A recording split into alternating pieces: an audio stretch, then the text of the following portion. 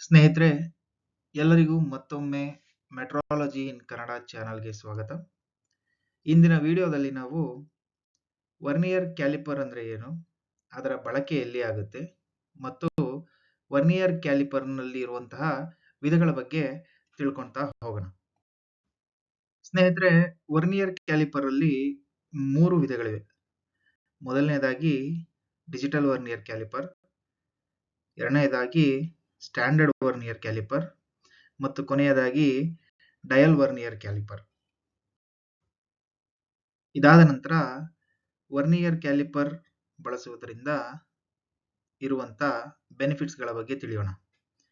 ಇದರಲ್ಲಿ high accuracy, versatility, ease of use, cost effectiveness, non destructive measurement, portability ಮತ್ತು ಡ್ಯೂರಬಿಲಿಟಿಗಳು ಬಹುತೇಕವಾಗಿ ಪಾತ್ರವಹಿಸುತ್ತವೆ.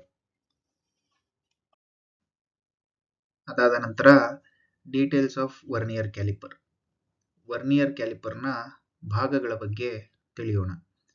ವರ್ನಿಯರ್ ಕ್ಯಾಲಿಪರ್ನಲ್ಲಿ ಮೇಲ್ಭಾಗದಲ್ಲಿ ನಮಗೆ ಅಪ್ಪರ್ ಜಾಸ್ ನೋಡಲಿಕ್ಕೆ ಸಿಗುತ್ತೆ.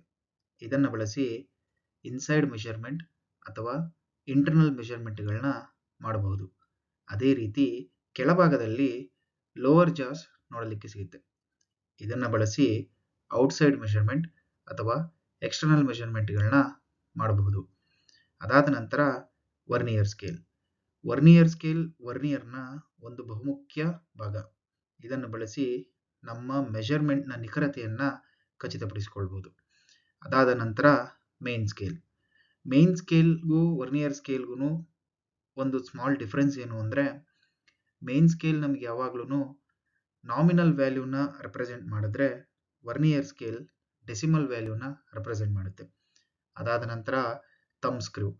ಈ ಥಂಬ್ ಸ್ಕ್ರೂನ ಬಳಸಿ ವರ್ನಿಯರ್ ಸ್ಕೇಲ್ನ ಮೂಮೆಂಟನ್ನು ನಾವು ಕಂಟ್ರೋಲ್ ಮಾಡ್ಬೋದು. ಅದಾದ ನಂತರ ಲಾಕ್ ಸ್ಕ್ರೂ. ಈ ಲಾಕ್ ಸ್ಕ್ರೂವಿಂದ ವರ್ನಿಯರ್ ಸ್ಕೇಲ್ನ ಮೂಮೆಂಟಿನ ಸ್ಪೀಡನ್ನು ನಾವು ಕಂಟ್ರೋಲ್ ಮಾಡ್ಬೋದು. ಅದಾದ ನಂತರ ಡೆಪ್ತ್ ರಾಡ್. ಬಹುತೇಕವಾಗಿ ಡೆಪ್ತ್ ರಾಡನ್ನು ಸ್ಲಾಟ್ ಅಥವಾ ಹೋಲ್ಗಳ ಡೆಪ್ತ್ ಮೆಜರ್ಮೆಂಟ್ ಮಾಡುವುದಕ್ಕಾಗಿ ಬಳಸಲಾಗುತ್ತೆ. ಸ್ನೇಹಿತರೆ, ಸಾಮಾನ್ಯವಾಗಿ ಇರುವಂತಹ doubt, how to hold vernier caliper. ಇದರಲ್ಲಿ ತುಂಬಾ ಗಮನಹರಿಸಬೇಕಾದ ವಿಷಯ ಏನು ಅಂದರೆ, ನಮ್ಮ ಬಲಗೈಯಿನ ಥಂಬ್ ಯಾವಾಗ್ಲೂ ಥಂಬ್ ಸ್ಕ್ರೂ ಮೇಲೇನೆ ಪ್ಲೇಸ್ ಆಗಿರಬೇಕು. ಇದರಿಂದ ನಾವು ವರ್ನಿಯರ್ ಸ್ಕೇಲನ್ನು ಕಂಟ್ರೋಲ್ ಮಾಡಬಹುದು. ಅದಾದ ನಂತರ ರಿಮೈನಿಂಗ್ 4 ಫಿಂಗರ್ಸ್ ವರ್ನಿಯರ್ ಅನ್ನ ಹೋಲ್ಡ್ ಮಾಡೋದಕ್ಕೆ ಬಳಸಬಹುದು. ಇದಾದ ನಂತರ measurement consideration in vernier calipers ಬಗ್ಗೆ ತಿಳಿಯೋಣ. ಸ್ನೇಹಿತರೆ, ಡಿಜಿಟಲ್ ವರ್ನಿಯರ್ ಕ್ಯಾಲಿಪರ್ನಲ್ಲಿ ನಮ್ಮ ಅಳತೆ ನಾಮಿನಲ್ ಮತ್ತು ಡೆಸಿಮಲ್ ಕಂಬೈನ್ಡ್ ಆಗಿ ಸಿಗುವುದರಿಂದ ಡಿಜಿಟಲ್ ವರ್ನಿಯರ್ ಕ್ಯಾಲಿಪರ್ನಲ್ಲಿ ಕನ್ಸಿಡರೇಷನ್ ಮಾಡುವ ಸಲುವಾಗಿ ನಮಗೆ ಯಾವುದೇ ರೀತಿ ಡೌಟ್ ಬರುವುದಿಲ್ಲ.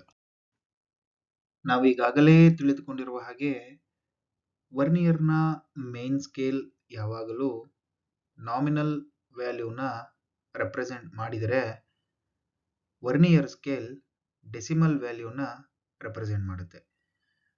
ಸೊ ಡಯಲ್ ವರ್ನಿಯರ್ ಕ್ಯಾಲಿಪರ್ನಲ್ಲೂ ಸಹ ನಾಮಿನಲ್ ವ್ಯಾಲ್ಯೂನ ಮೇನ್ ಸ್ಕೇಲ್ ರೆಪ್ರೆಸೆಂಟ್ ಮಾಡಿದ್ರೆ ಡೆಸಿಮಲ್ ವ್ಯಾಲ್ಯೂನ ಡಯಲ್ ರೆಪ್ರೆಸೆಂಟ್ ಮಾಡುತ್ತೆ. ಬಹುತೇಕವಾಗಿ ಈ ಮೆಜರ್ಮೆಂಟ್ ಕನ್ಸಿಡರೇಷನ್ ಅಲ್ಲಿ ಕ್ಯಾಲಿಪರ್ನ ಲೀಸ್ಟ್ ಕೌಂಟ್ ಬಹಳ ಪಾತ್ರ ವಹಿಸುತ್ತೆ. ಸ್ನೇಹಿತರೆ, ಸ್ಟ್ಯಾಂಡರ್ಡ್ ವರ್ನಿಯರ್ ಕ್ಯಾಲಿಪರ್ನಲ್ಲಿ ಮೆಜರ್ಮೆಂಟ್ ಕನ್ಸಿಡರೇಷನ್ ಹೇಗೆ ಮಾಡೋದು? ಇದು ಬಹಳ ಸುಲಭ. ಈಗಾಗಲೇ ತಿಳಿದಿದೆ, ವರ್ನಿಯರ್ ಮೇನ್ ಸ್ಕೇಲಿಂದ ನಮಗೆ ನಾಮಿನಲ್ ವ್ಯಾಲ್ಯೂ ಸಿಗುತ್ತೆ. ಅದೇ ರೀತಿ ವರ್ನಿಯರ್ ಸ್ಕೇಲಿಂದ ನಾವು ಡೆಸಿಮಲ್ ವ್ಯಾಲ್ಯೂನ ಅಳತೆ ಮಾಡಬೇಕು. ಈ ಚಿತ್ರದಲ್ಲಿ ನೀವು ನೋಡೋದಾದ್ರೆ ವರ್ನಿಯರ್ ಸ್ಕೇಲ್ನ 0 to 9 ಅಳತೆಯಲ್ಲಿ ಅಳತೆ 0.5 ಎಕ್ಸಾಕ್ಟ್ ಮೇನ್ ಸ್ಕೇಲಿಗೆ ಸಮಾನವಾಗಿದೆ. ಅಂದರೆ ಸುಲಭವಾಗಿ ಹೇಳೋದಾದ್ರೆ 0.5 mm ಮೇನ್ ಸ್ಕೇಲಿಗೆ 90 ಡಿಗ್ರಿಯಲ್ಲಿ ಮ್ಯಾಚ್ ಆಗಿದೆ. ಇದರಿಂದ ನಾವು ಈ ಅಳತೆ 0.5 ಅಂದರೆ ಡೆಸಿಮಲ್ನ ಅಳತೆ 0.5 ಎಂದು ಕನ್ಸಿಡರ್ ಮಾಡಬಹುದು. ಲೀಸ್ಟ್ ಕೌಂಟ್ ಬಗ್ಗೆ ತಿಳಿಯೋಣ.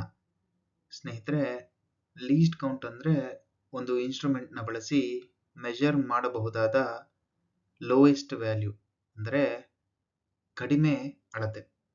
ಉದಾಹರಣೆಗೆ ಡಿಜಿಟಲ್ ವರ್ನಿಯರ್ ಕ್ಯಾಲಿಪರ್ ಬಳಸಿ 0.001 mm ಕೂಡ ನಾವು ಮೆಜರ್ ಮಾಡಬಹುದು. ಅದೇ ರೀತಿ ಡಯಲ್ ಮತ್ತು ಸ್ಟ್ಯಾಂಡರ್ಡ್ ವರ್ನಿಯರ್ ಕ್ಯಾಲಿಪರ್ನ ಬಳಸಿ 0.01 mm ಮೆಜರ್ ಮಾಡಬಹುದು. ಸ್ನೇಹಿತರೆ, ಇವತ್ತಿನ ಈ ನಮ್ಮ ವಿಡಿಯೋದಲ್ಲಿ ವರ್ನಿಯರ್ ಕ್ಯಾಲಿಪರ್ ಬಗ್ಗೆ ನಾವು ತಿಳ್ಕೊಂಡ್ವಿ.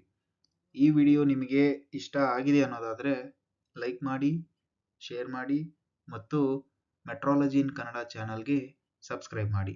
ಮುಂದಿನ ವಿಡಿಯೋದಲ್ಲಿ ಟಾಲರೆನ್ಸಸ್ ಮತ್ತು ಎಂಎಂ ಮೈಕ್ರಾನ್ಸ್ಗೆ ಇರುವಂತಹ ಡಿಫರೆನ್ಸ್ ಬಗ್ಗೆ ತಿಳಿಯೋಣ.